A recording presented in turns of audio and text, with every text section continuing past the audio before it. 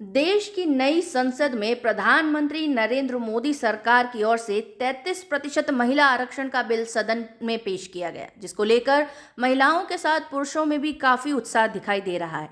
हालांकि इस बिल के अनुसार महिला आरक्षण 2026 के परिसीमन के बाद अर्थात 2029 के चुनावों में ही मिल पाएगा, मगर लोगों में इस पहल को लेकर काफी उत्साह का माहौल है।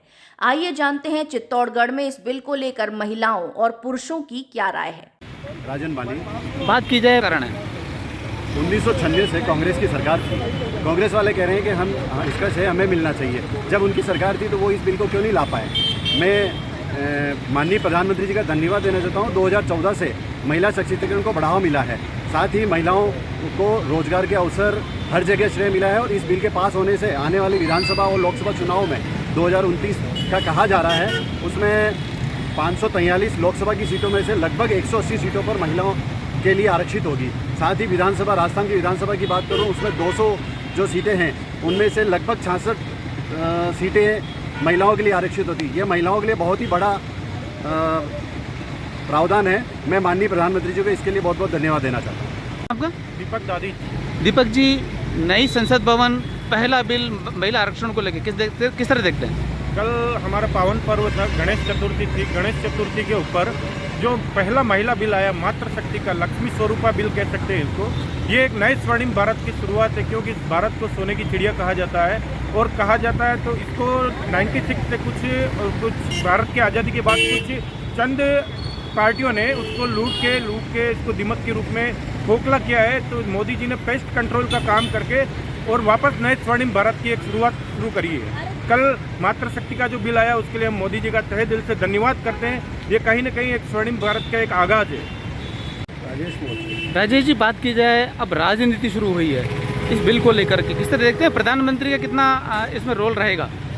देखिए, इसमें विपक्ष का तो शुरू से ही, जब से मोदी सरकार आई है 2014 से, तब से ही विपक्ष हर चीज़ पे जो एक के बाद एक हमारे प्रधानमंत्री नरेंद्र मोदी जी जो योजनाएं ला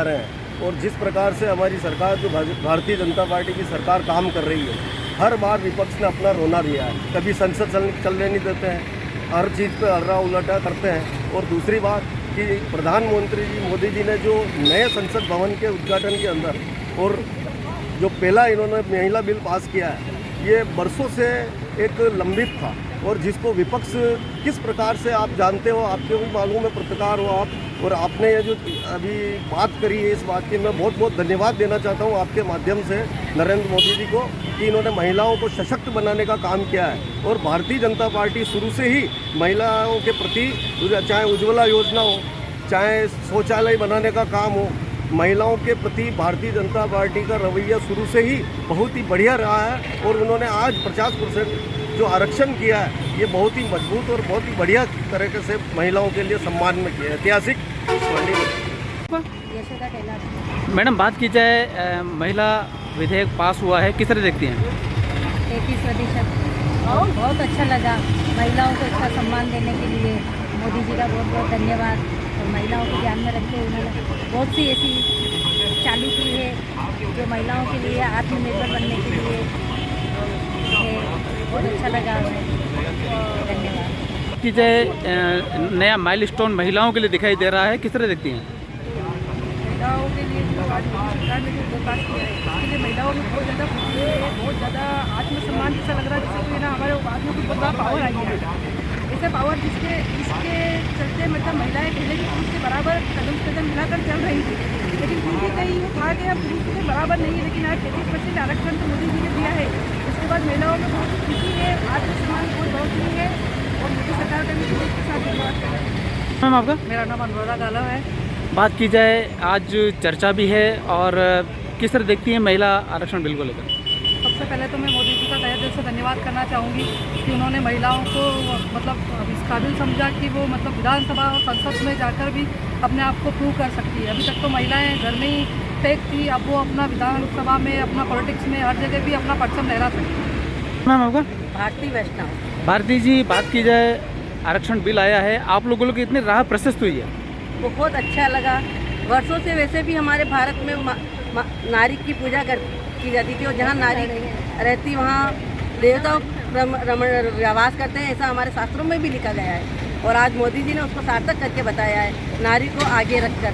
तो मोदी जी का हमारी तरफ से बहुत बहुत आभार कि हमें आज शास्त्रों के अनुसार हमें जो सम्मान दिलाया है। और लोग जो अब तक की जो 70 सालों से हमें खाली लुभाया जा रहा था कि आपको महिलाएं बराबर की हकदार है, बराबर की हकदार है, पर आज नए संसद भवन में ये शुभारंभ हुआ है कि मोदी जी ने हमारे लिए सबसे पहला काम ही महिलाओं को सशक्तिकरण की तरफ महिला आरक्षण बिल पास किया है। इसके लिए धन्यवाद।